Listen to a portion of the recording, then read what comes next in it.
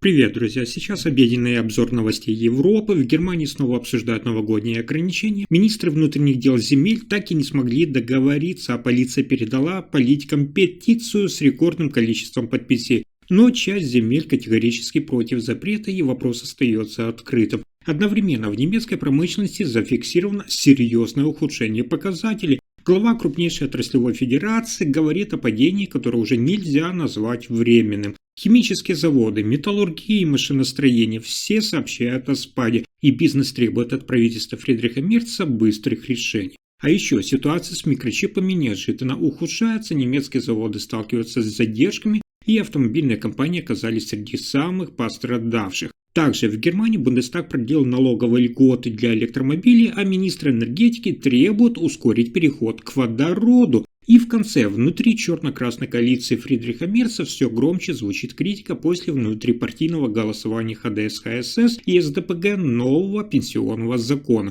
Обо всех этих последних событиях коротко расскажу буквально за несколько минут.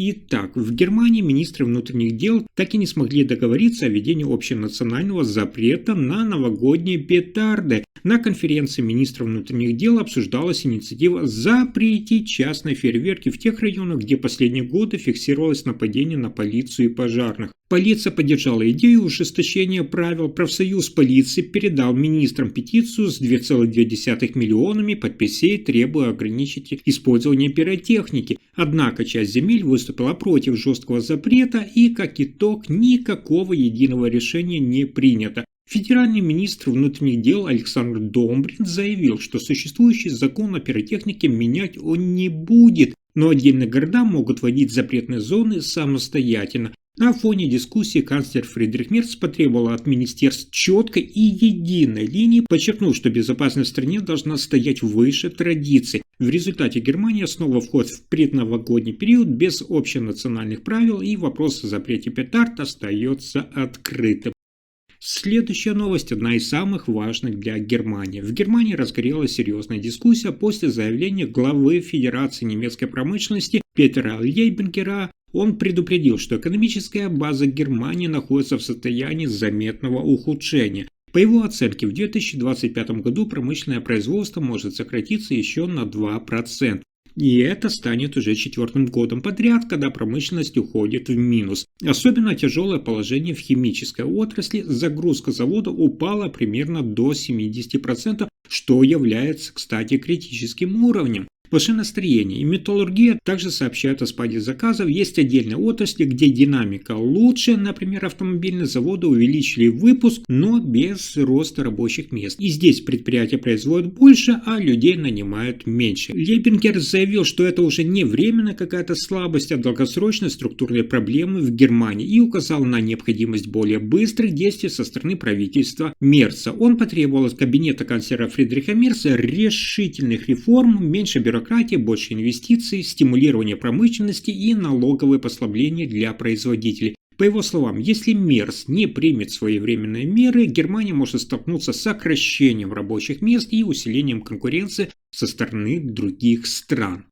Следующая новость связана с экономикой. В Германии снова начались проблемы в поставках микрочипов. Причина – это обострение торгового конфликта с Китаем. Немецкие заводы сообщают, что важные электронные детали задерживаются, а некоторые позиции даже недоступны вовсе. По свежим данным опроса промышленности, сейчас 11,2% предприятий испытывают нехватку микрочипов. Месяц назад показатель был вдвое ниже. Особенно тяжелая ситуация ударила по автомобильным компаниям, там дефицит признают уже 27,6% фирм. Это означает задержки производства и риск роста цен на новые автомобили. Эксперты объясняют, что Китай ограничил экспорт редких металлов и компонентов после политического спора вокруг компании Nexperia, которая производит часть чипов для европейского рынка. Теперь цепочки поставок нарушены, и Германия снова оказалась зависимой от внешних решений. На фоне обострения ситуации канцлер Фридрих Мерц потребовал ускорить развитие собственного производства микрочипов в Европе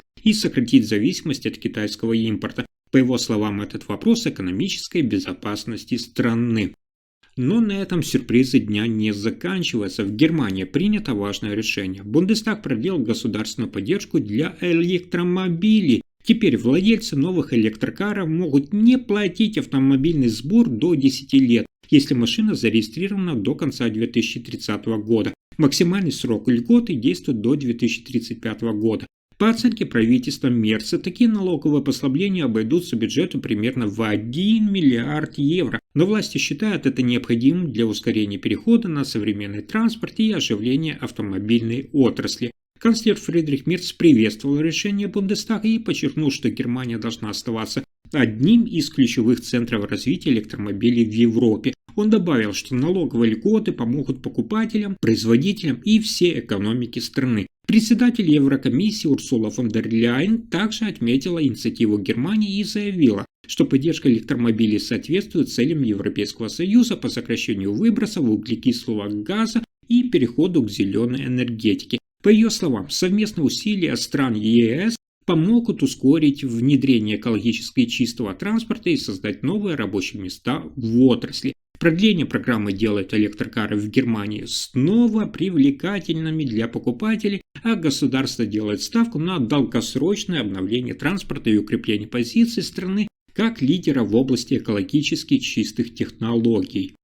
И это только начало. В Германии министры энергетики земель потребовали ускорить развитие водородной энергетики. Они заявили, что без быстрого расширения производства водорода страна рискует отстать от мировых стандартов. Водород, получаемый с помощью возобновляемой энергии, считают ключевым для промышленности и транспорта будущего. Министры настаивают на четких правилах поддержки проектов, обязательном использовании зеленого водорода на государственных объектах и строительстве новых электростанций и газовых объектов, готовых работать на водороде. Канцлер Фридрих Мерц поддержал идею ускорения внедрения водорода. По его словам, Германия должна укреплять позиции промышленного лидера и создавать новые рабочие места в современных энергетических технологиях. Эксперты же считают, что без своевременных шагов по развитию водородной энергетики Германия может ослабить свои позиции на европейском рынке и увеличить зависимость от внешних поставок энергии. Правительство Мерца уже пообещало в ближайшие месяцы представить конкретный план, который позволит промышленности